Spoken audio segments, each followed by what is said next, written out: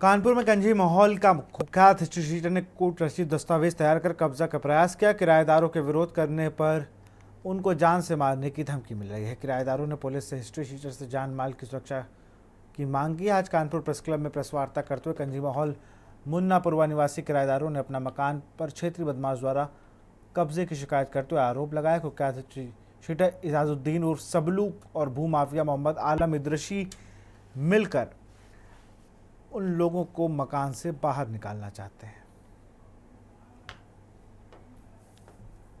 मामला है ये, इसका फर्जी जो मुकदमा चल रहा है, इसमें जो है इसके खिलाफ हम लोगों ने मुकदमा कराया। सीओ साहब को मुकदमा करवाया था, इसके खिलाफ एफआईआर हुई है। जिसको मकान को इसने फर्जी तरीके से खरीदा है और जिसका मकान है सुडान सिंह, उसका लड़का संजय सिंह को दिखा के इन्होंने फर्जी कराया, मगर वो मुस्लिम लड़का है, इन्होंने हिंदू दिखा के दस्तावेज हम लोगों ने सब पूरा जो फर्जी साबित करा है, तभी इसके खिलाफ एफआईआर हुई। ये 10 महीने जेल में रहा है। छूटने के बाद ये सबलू बनबाज के साथ जो सबलू बनबाज जो है उसके खिलाफ कई मुकदमे चल रहे हैं, कई मकानों में कब्जे कर चुका है। वो ये उसके साथ मिलकर फिर मेरे मकान में उसमें कब्जा करना चाह रहा है। हम लोग 60 साल से इस मकान में रह रहे हैं और मुकदमा चल रहा है और तारीख पे बोलता है आना नहीं तो मारूंगा। पिछले महीने की 23 तारीख को हमारी उससे लड़ाई झगड़ा हुआ, उसने अपने गुंडे बुला के 23 तारीख को हमको मारा।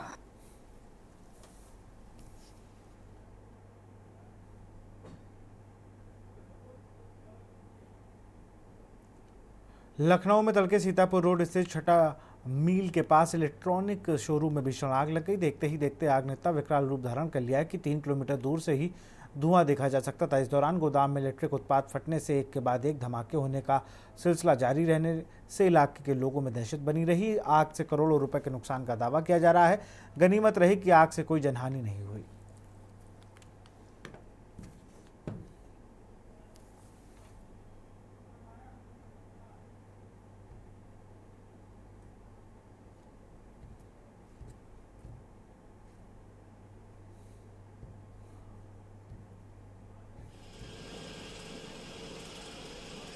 ये 4:30 है, ये जो हमें सूचना मिली है।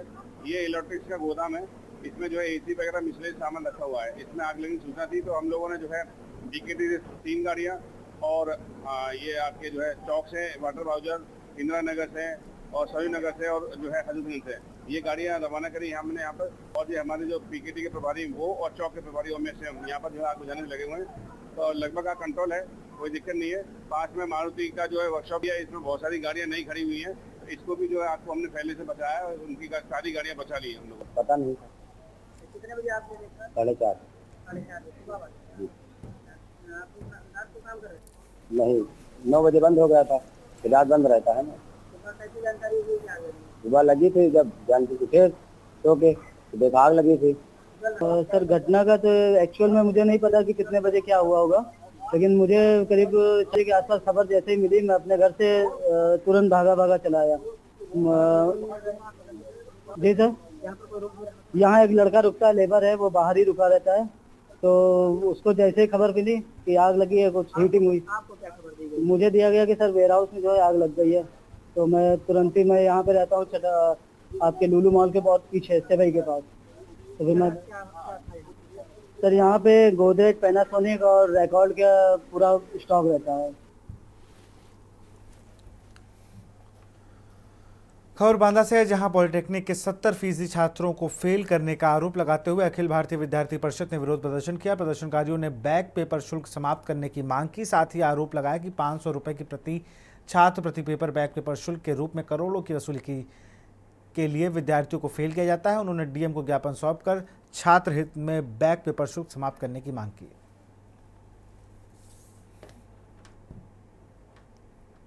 इसमें हमारी मांग यह है कि लगभग 70% छात्रों को फेल किया गया है, जो कि पॉलिटेक्निक के छात्र हैं और उनकी ईयर बैग है जो, और काफ़ी बैग के हैं और ईयर बैग भी है, जिनको हमारी मांग है कि कापी को दोबारा रीचेक किया जाए और हमारी शुल्क जो भी 500 रुपये ली जाती है उसको निःशुल्क किया जाए, जिससे छात्र अपनी कापी को लेकर संतुष्ट हो जाए और हमारी जो कापी आती है वो ईमेल में भेजी जाए, जाके हम देख सकें और अपनी कापी से संतुष्ट हो सकें। हमारी लोगों की समस्या ये है कि हम लोगों को बहुत बुरे तरीके से बैग लगा के फेल कर दिया गया, जिसमें से 70% उत्तर प्रदेश के छात्रों को बैग लगा के, किसी भी ईयर बैग लगा के फेल कर दिया गया है और रीचेक के लिए 500 रुपये मांगा जा रहा है।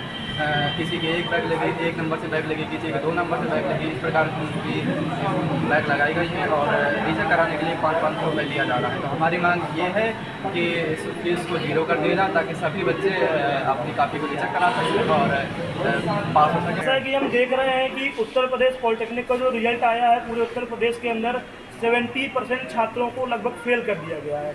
जब देखा जाता है रिजल्ट में तो दिखाया गया है कि आपकी उपस्थिति कम है, किसी के ईयर बैग लगी है। इस तरह छात्रों को कई तरह के बहाने उसमें बताकर फेल किया गया है। परंतु जब छात्र अपनी कापी को रीचेक कराने की मांग करते हैं तो कहा जाता है 500 रुपये फीस है, और 70% छात्र अगर फेल है तो कहीं ना कहीं एक संदेह का विषय जाता है कि इतने विद्यार्थी एक साथ फेल कैसे हो सकते हैं। खबर यूपी के जनपद बुलंदशहर के डिबाई तहसील से है, जहां बालू खनन माफिया एनजीटी के आदेशों को ताक पर रखकर बालू का खनन कर रहे हैं। कई दिनों से बालू खनन माफियाओं के खिलाफ मिल रही शिकायत को लेकर आज सुबह डिबाई एसडीएम कमलेश कुमार गोयल और सीओ शोभित कुमार ने संयुक्त कार्रवाई करते हुए बालू खनन माफियाओं के ट्रैक्टर पकड़कर दौलतपुर चौकी किए पर लाकर बंद किए। 13 ट्रैक्टर पकड़े जाने के बाद बालू खनन माफियाओं में हड़कंप मच गया है।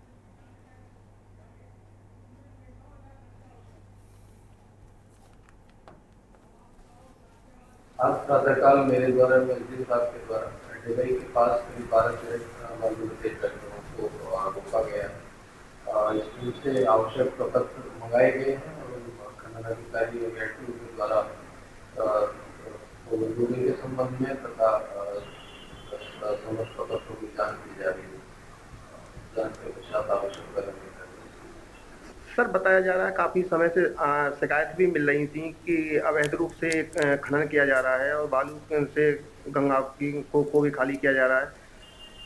तो उस शिकायत के द्वारा ही कार्रवाई की है सर। अभी 1-2 दिन पहले हम लोगों को शिकायत मिली थी कि कुछ ट्रैक्टर यहाँ से गुजर रहे हैं। इसके बाद ये अभियान द्वारा चलाया गया।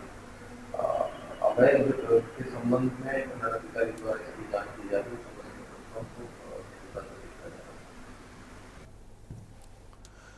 खबर कानपुर से है, जहां जाजमऊ थाना अंतर्गत एक पुरुष के साथ चैन लूट की घटना हो गई। मामले की जानकारी मिलते ही पुलिस मौके पर पहुंची और जांच में जुट गई। दरअसल आज सुबह एयरफोर्स के रिटायर्ड सर्विसमैन अपने घर से मॉर्निंग वॉक करने निकले थे। घर के पास लाल टंकी के पास से जा रहे थे। अचानक बाइक सवार 3 लोगों ने उनके गले से चेन तोड़ ली और फरार हो गए।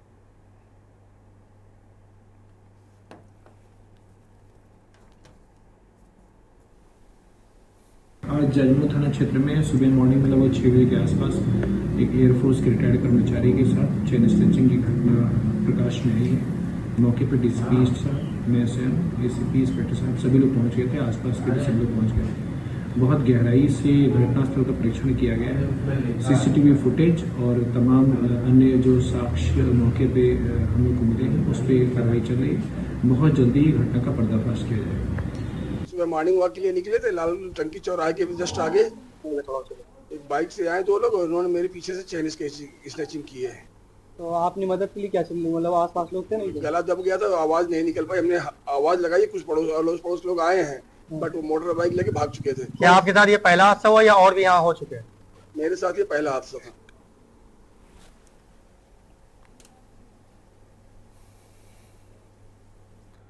खबर आगरा से, जाना थाना राकबगंज के रामलीला ग्राउंड परिसर में 2 शव मिलने से हड़कंप मच गया। सूचना मिलते ही स्थानीय पुलिस मौके पर पहुंची और शवों को कब्जे में लेकर पोस्टमार्टम के लिए भेज दिया। फिलहाल मृतकों की पहचान नहीं हो सकी है। फिलहाल पुलिस पूरे मामले की जांच पड़ताल में लगी है।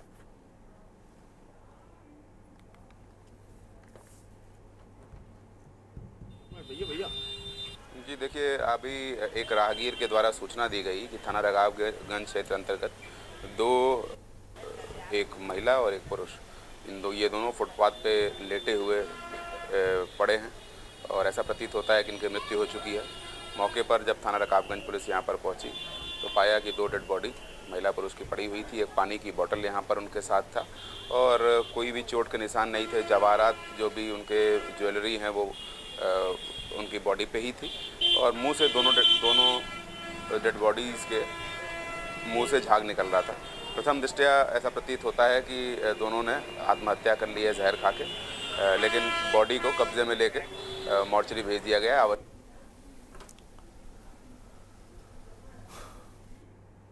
खबर आगरा से है, जहां बा थाना क्षेत्र के आगरा बहा मार्ग स्थित धर्मनगर गांव के पास रोडवेज और निजी बस के बीच आमने सामने भिड़ंत हो गई। इसमें बसों में सवार करीब 2 दर्जन से ज़्यादा यात्री घायल हो गए। हादसे के बाद मौके पर चीख पुकार मच गई। सूचना पर पहुंची पुलिस ने ग्रामीणों की मदद से एम्बुलेंस बुलाकर अस्पतालों को भेजा।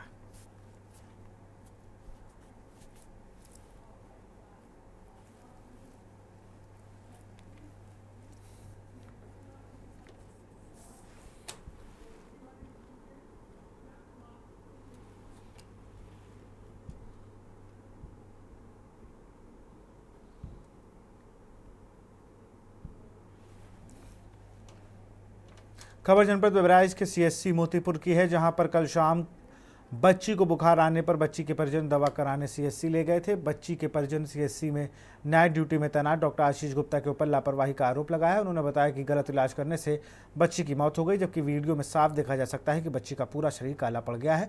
मृतक बच्ची का नाम अनन्या सैनी, उम्र 8 वर्ष बताया जा रहा है। नगर पंचायत मिहिरपुरवा का निवासी है। मृतक बच्ची का परिवार परिजनों का रो रो कर बुरा हाल है।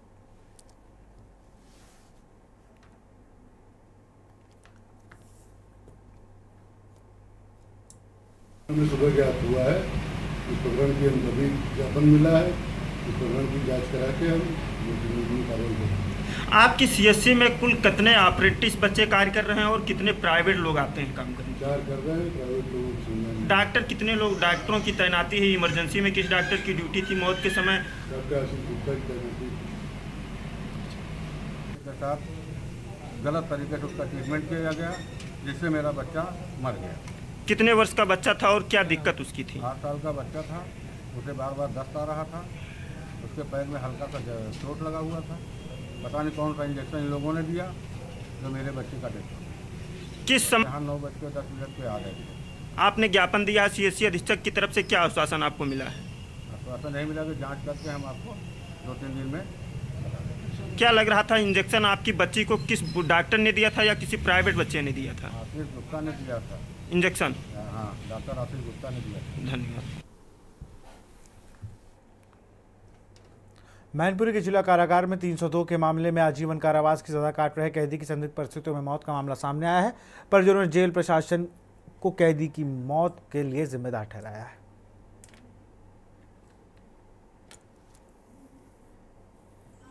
मेरा नाम बीश पुत्र जिलेदार था और 60 वर्ष इसकी आयु थी और एक दिन ये 6 तारीख को हमारे यहाँ जिला जेल अस्पताल में भी भर्ती रहा और कल शाम को इसको सांस लेने में दिक्कत आ रही थी, तो हमारे जो जेल के चिकित्सा अधिकारी हैं उन्होंने उनको रेफ़र कर दिया जीवन रक्षा जिला अस्पताल में। वो कुछ समय एडमिट रहा और उसके बाद उसको दूर कर दिया मुकदमे में और इनको बस उनको कोई नहीं किया, हमको कर दिया। घटना क्या हो गई हाल में? ये क्या तबीयत बिगड़ी? हाल में साहब ये हुआ है कि पहले इनकी साहब प्रशासन की इतनी गलती है कि जैसे मान लो हमको, जैसे हमारा कोई आदमी यहाँ बीमार हुआ तो हमको तुरंत बताना चाहिए, फ़ोन करना चाहिए कि भाई आपका आदमी ऐसे ऐसे तकलीफ है, बीमार है, आप लोग तुरंत आ जाओ। जैसे हमारे पिताजी थे जेल में, तो जब पिताजी हमारे बीमार, हाँ तो वो मान लो, तो इनने मान लो इतने गलत किया प्रशासन ने कि हमको कोई सूचना नहीं दी, जो हम लोग आ जाते और संतुष्ट हो जाते। महराजगंज जनपद के नौतनवा थाना क्षेत्र के विष्णुपुर मोहल्ले में एक 30 वर्षीय महिला ने पारिवारिक कलह की अजीज होकर अपने आप को आग के हवाले कर दिया। भारत नेपाल सीमा के किनारे स्थित नौतनवा थाना क्षेत्र के एक अजीब वारदात सामने आई। दरअसल यहां के विष्णुपुर मोहल्ले के एक 30 वर्षीय महिला कुसुम पारिवारिक कलह के चलते ज्वलनशील पदार्थ अपने ऊपर गिरा कर आत्महत्या करने की कोशिश की। महिला की आत्महत्या की सूचना के बाद मौके पर पहुंची पुलिस ने आग बुझाकर महिला को चारपाई पर लादा और दौड़ते हुए अस्पताल पहुंचाया। गंभीर रूप से जली महिला ने नौतनवा पुलिस को देवदूत बनी और लेकिन गंभीर रूप से जली गई थी, जिसकी जिला अस्पताल में इलाज के दौरान उसकी मौत हो गई।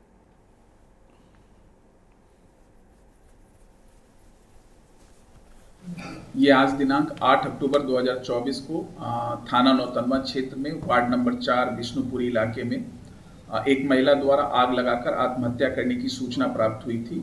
सूचना पे तत्काल थाना नौतनवा पुलिस व वरिष्ठ अधिकारियों द्वारा मौके पे जाके उस महिला को चिकित्सा के लिए तत्काल अस्पताल में एडमिट कराया गया। बाद में सदर अस्पताल में उसकी मृत्यु हो गई। यह जानकारी मिली है कि उस महिला द्वारा मृत्यु से पूर्व एक लेटर जारी किया गया था, जिसमें उसके द्वारा अवगत कराया गया है कि वो उसके अपने ननद के पति और सास से घरेलू विवाद थे जबकि उसने अपने लेटर में पति और बच्चों के खिलाफ कोई शिकायत दर्ज नहीं की है। अभी उसके बॉडी को पोस्टमार्टम के लिए भेजा गया है। यह भी जानकारी मिली है कि यहाँ उसने अपनी दूसरा विवाह किया था 10 साल पहले। इससे पूर्व बरगदवा थाना क्षेत्र में उसका पहले एक विवाह हो चुका है। जनपद बहराइच बलहा विधानसभा में जन अधिकार पार्टी के राष्ट्रीय महासचिव लखनराज पासी कार्यकर्ता सम्मेलन कार्यालय में पहुंचे। लखनराज पासी के कार्यकर्ता सम्मेलन कार्यक्रम में पहुंचने पर कार्यकर्ताओं ने उनका जोरदार स्वागत किया और लखनराज जी ने गौतम बुद्ध व बाबा भीमराव अम्बेडकर की प्रतिमा पर फूल अर्पित करने के बाद अपने स्थान ग्रहण किया। इस कार्यक्रम में पहुंचे सपा के जिला पंचायत सदस्य किशोरीलाल पासवान को जन अधिकार पार्टी का दामन थामा और सदस्यता के साथ जिला उपाध्यक्ष की कमान सौंपी गई।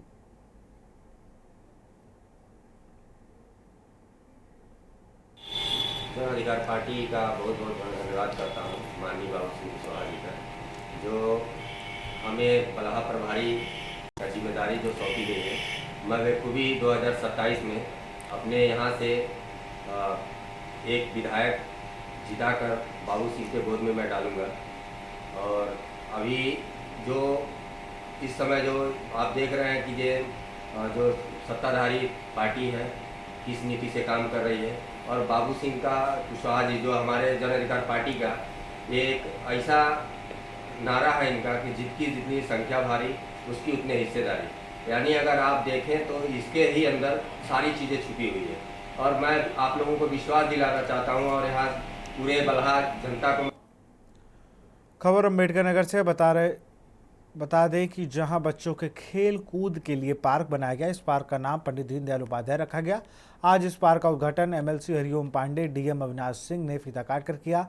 डीएम अविनाश सिंह ने बताया कि जैसे कि काफ़ी दिनों से महसूस किया जा रहा था कि पूरे जनपद में ऐसी कोई जगह नहीं है जहां कि बच्चे जाकर खेल सके, साथ ही मनोरंजन कर सकें। इसके लिए कलेक्ट्रेट परिसर के सामने जो खाली जगह थी उसी में इस पार्क को बनाया गया।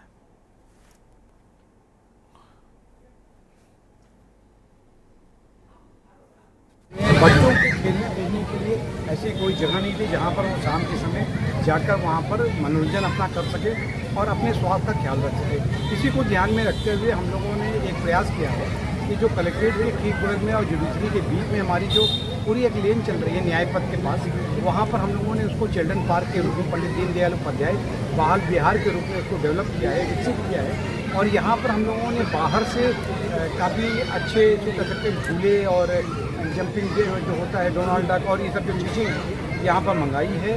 और एक बच्चों के लिए एक स्वस्थ मनोरंजन के लिए उनके खेलने कूदने के लिए एक इसकी हम टाइमिंग भी कर रहे हैं। इसमें हम लोगों ने सुरक्षा के लिए गार्ड भी लगा रखे हैं। और ये मॉर्निंग में इसका जो टाइम है हम लोग कोशिश कर रहे हैं कि इसको हम 6 बजे से लेकर 8 बजे तक और शाम को जो है 4 बजे से लेकर 8 बजे तक आम जनता के लिए बच्चों की। खबर हमीरपुर से है, जहां मिशन शक्ति अभियान के अंतर्गत महिलाओं व बालिकाओं को जागरूक किया गया। महिला थाना प्रभारी गायत्री सिंह के द्वारा बालिकाओं को good touch and bad touch के बारे में जानकारी दी गई। महिलाओं व बालिकाओं को उनके अधिकारों और महिला संबंधी अपराधों से बचाव के उपाय बताए गए। किसी भी तरह की घटना को लेकर बालिकाओं को विभिन्न हेल्पलाइन नंबरों के बारे में जानकारी दी गई। महिला थाना पुलिस के नेतृत्व में चलाया गया यह अभियान।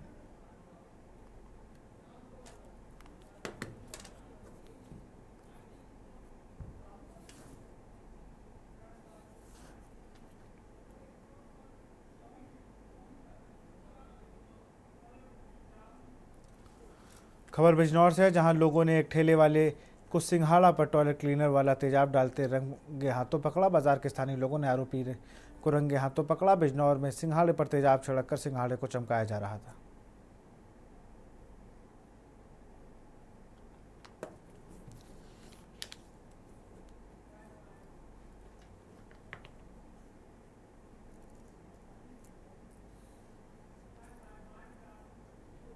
फिलहाल देश की बात में इतना ही। देखते रहिए न्यूज़ इंडिया। नमस्कार।